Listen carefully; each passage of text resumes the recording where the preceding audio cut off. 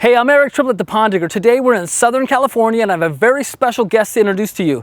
His name is Pete Jansum of Waterland Tubs and he is an aquatic turtle specialist. He has decades of experience he's going to share with us. Let's go back and meet him and talk about these amazing reptiles.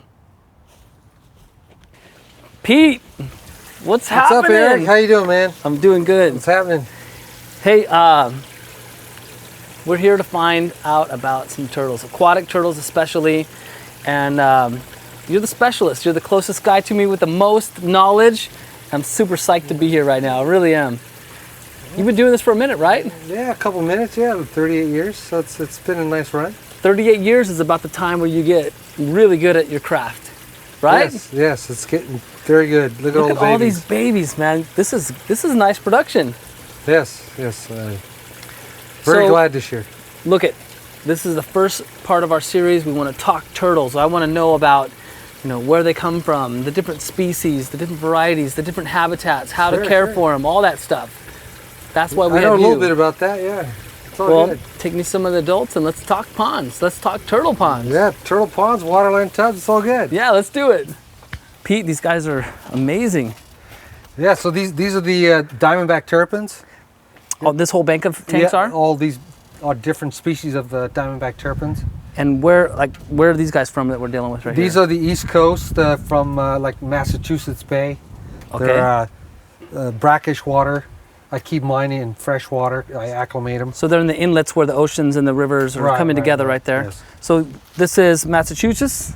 Massachusetts, yes. And then what's the next one? Those are the ornate Diamondbacks from those guys are South Florida. Really pretty. Jeez. Yeah, they're really nice. And then the next one? The next ones we got the Texas Diamondback Terrapins. Texas, Massachusetts, Florida, Texas. Texas, and then we have some more concentrics, and then we have East Coast Florida. Well, let's start in Texas over there. Sure. Let's go check them out. All right. So Texas, are these pretty much only on the coast? So these are brackish, so they're always going to be coastal. Is that correct? All Diamondbacks are all coastal. They come to the inlets to lay their eggs, and they usually feed on the inside of the inlets too, but they also feed out in the ocean with the shrimps and all that. Ah, right. So we got a couple different varieties. There's the black ones. These are called the dark Diamondbacks, the Texan ones, because they have the dark diamond head here. Okay. And then so all Diamondbacks have different color variations. So these are more called the lighter phase because the diamond is more light, not as black as that. Right. And then we have the light, the white ones, or the lighter colored ones that are really nice. So you're trying to keep all of Texas together. I mean, it doesn't matter where on the coast of Texas, as long as you got Texas I keep Texas. all species separate. I don't like to mix species up because then it just messes up the whole gene pool. So I don't like to do that. It messes up the patterns more than anything, right? I mean, the gene pool. It's all about pattern, yeah. These guys, it's all about pattern. You can put a black one in with a white one, and you'll get half and half white. You get all white ones if you have a white male and a white female. Okay. So it's all about color and pattern. Will they travel all the way up the coast? So I mean, say the whole coast of Texas. Texas is big, so they have a big coastline. Will you find blacks from one side of the coast all the way with the other color variants on the other side? Yes, and they go into New Orleans. Okay. And then where they're Mississippi Diamondbacks, that they go into New Orleans too, into Louisiana. So there's a little crossover. A little crossover. So you try to avoid them crossing over too much. So you try to get the purebred ones. Some of these are wild caughts from a long time ago, but a lot of these guys, they're all captive bred. The smaller males? The small ones are the males. Those are all pretty much all captive bred. A couple of the females are long-term captives. It seems like the males are more. It's more predominant that they have these. The knobs, a little bit. The captive bred animals, they don't lose it as quick as the wild caught animals. That's good to know. So you can see that's all new growth right in there. Oh, okay. So it splits the scutes apart.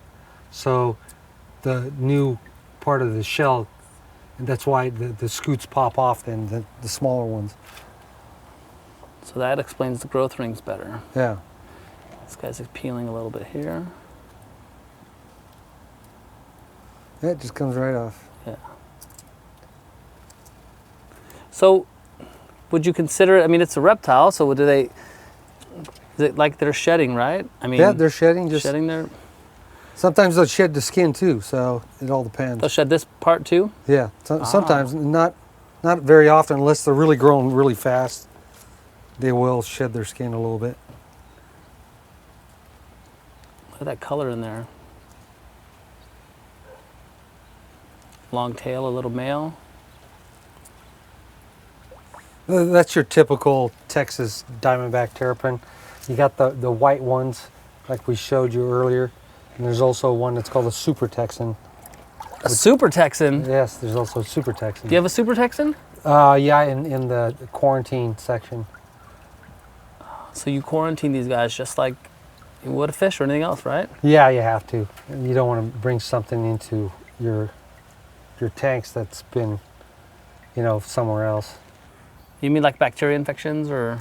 Bacteria, different fecal matter will, because turtles, they're scavengers, they'll eat whatever they see, they'll eat it. So if they eat somebody else's fecal, then Yeah. could have some issues too. So you've been doing this a long time. What's the oldest terrapin in, like, say, in this bin? I would say the big female on the end over there. All the way across? Yeah, the all one the way coming across. around the corner? You're looking probably 25, 30-year-old turtle. Okay.